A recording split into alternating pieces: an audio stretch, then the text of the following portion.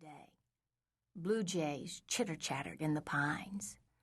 High above the treetops, cirrus clouds wisp across a slate-blue sky. Mr. Norwood Reinhard Beauregard Boyd lay unbreathing on a feather mattress, surrounded by a carved rosewood bed frame with a high headboard that he had bought in Madagascar on his travels many years ago, before he closed himself up in his house with his treasures. All night long the June bugs had tapped, tapped, tapped against the glass panes at the open bedroom window, trying to buzz into Mr. Norwood Boyd's room and touch the lamplight.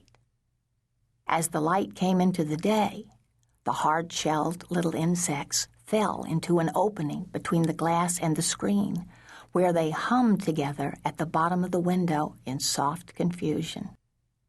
Outside, deep in the tall weeds, a garter snake slithered in search of mice. It was June 17th, a Thursday.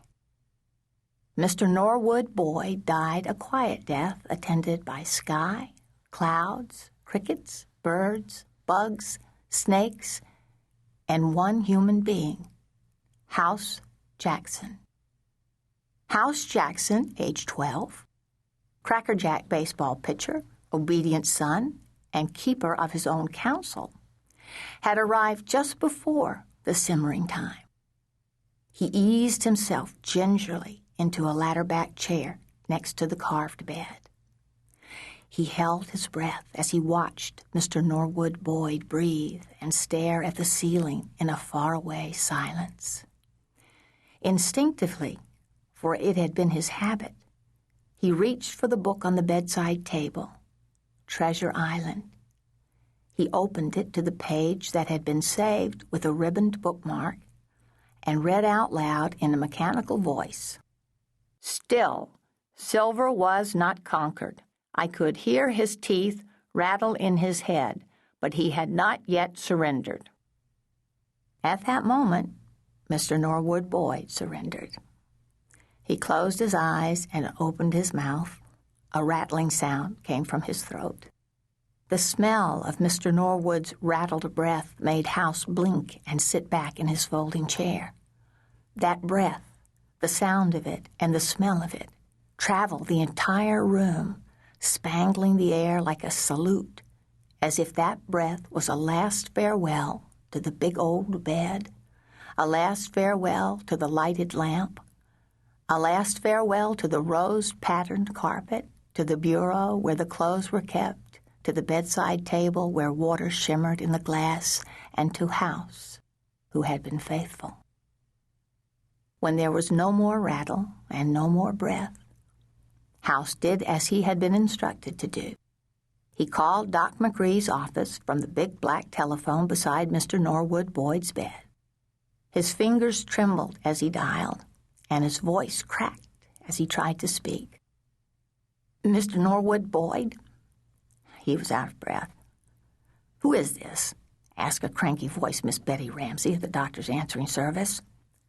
"He's dead." House felt the truth tingle across his shoulders, up his neck, through his scalp.